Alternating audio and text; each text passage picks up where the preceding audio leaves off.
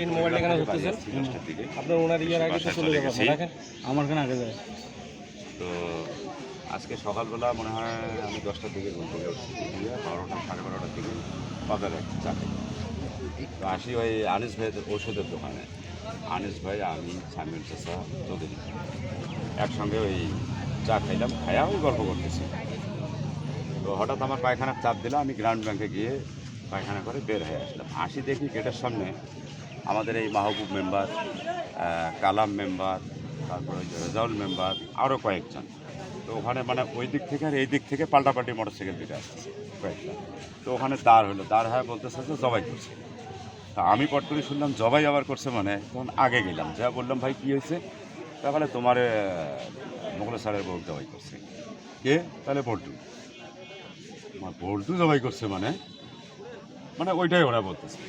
তখন আমি তাৎক্ষণিকভাবে আনিস ভাইয়ের দোকানের দিকে আসলাম, আসি দেখি যে আবার আনিস ভাই আবার ওই মুহূর্তে শুনি আবার চলে গেছে। হ্যাঁ, সে সময় মনে হয় 1টা 1:30 বা অনুমান এরকম হবে।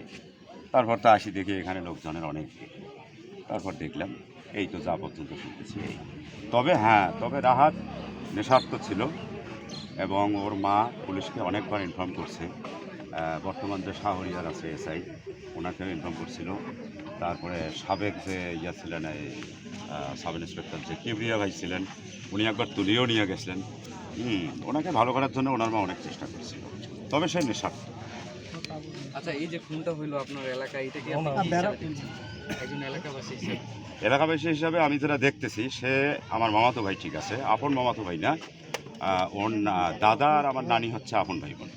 তবে আমি যেটা মনে করি যে স্ত্রীকেই শুধু না, করছে স্ত্রীকে কিনা তা তো বলতে পারবো না, এটা পুলিশ তদন্তে বের হয়ে আসবে।